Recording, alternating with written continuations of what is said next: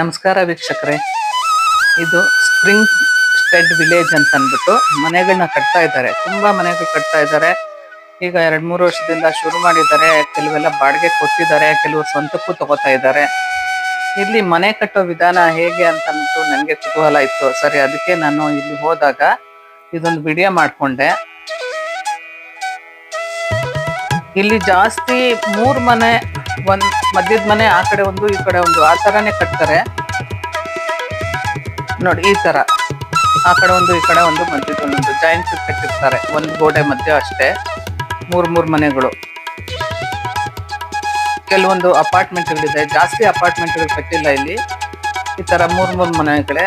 ಮೇಲ್ಗಡೆ ಎಲ್ಲಾನು ಇಲ್ಲಿ 8 ತಿಂಗಳು ಮಳೆ ಬರುತ್ತೆ, ಮತ್ತೆ ತುಂಬಾ ಚಳಿ ಇರುತ್ತೆ. ಅದರಿಂದ ಎಲ್ಲಾ ಮನೆಗಳು ಹೀಟರ್ ಇರಲೇಬೇಕು, ಬಿಸಿ ಕಾಯಿಸ್ಕೊಳ್ತಾನೆ ಇರಬೇಕು ಹೀಟಲ್ಲಿ. ಇಲ್ಲಿ ರಸ್ತೆಗಳು ಅಷ್ಟೇ ಎಷ್ಟೊಂದು ಸ್ವಚ್ಛವಾಗಿದೆ ನೋಡಿ ಫ್ರೆಂಡ್ಸ್. ಒಂದು ಪೇಪರ್ ಆಗಲಿ, ಕವರ್ ಆಗಲಿ, ಧೂಳಾಗಲಿ ಕೂತಿಲ್ಲ. ಆ ಕಡೆ ಈ ಕಡೆ ಎಲ್ಲಿ ಖಾಲಿ ಜಾಗ ಇದೆ ಅಲ್ಲೆಲ್ಲ ಹುಲ್ ಬೆಳೆಸಿರ್ತಾರೆ. ಮನೆ ಕಟ್ಟಕ್ಕೂ ಅಷ್ಟೇ, ಇಲ್ಲಿ ತುಂಬಾ ಜನ ಎಲ್ಲಾನು ಇರೋದಿಲ್ಲ, ಕಡಿಮೆ ಜನಗಳೇ ಇರ್ತಾರೆ. ಅದಕ್ಕೋಸ್ಕರ ನನಗೆ ಇದೊಂದು ವಿಡಿಯೋ ಮಾಡೋಣ ಅನ್ನಿಸ್ತು. ಇಲ್ಲಿ ಬಗ್ಗೆ ತುಂಬಾ ಚೆನ್ನಾಗಿದೆ, ಅದ್ಭುತವಾಗಿದೆ. ಇಲ್ಲಿನ ಹೆಂಗೆ ಕನ್ಸ್ಟ್ರಕ್ಷನ್ ಮಾಡ್ತಾರೆ ಅಂತ ಅಂದ್ಬಿಟ್ಟು.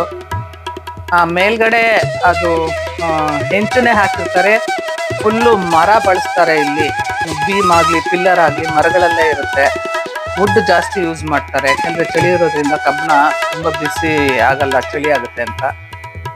ಇಲ್ಲೊಂದು ಮರದಲ್ಲಿ ಒಂದು ಹಕ್ಕಿ ಕೂತಿತ್ತು, ಎಲೆ ಎಲ್ಲ ಉದ್ರೋಗಿದೆ. ಸರಿ, ಅದೊಂದು ವಿಡಿಯೋ ತಗೊಳ್ಳೋಣ ಅಂತ ಅನ್ನಿಸ್ತು ಫ್ರೆಂಡ್ಸ್. ತುಂಬಾ ಸುಂದರವಾಗಿದೆ.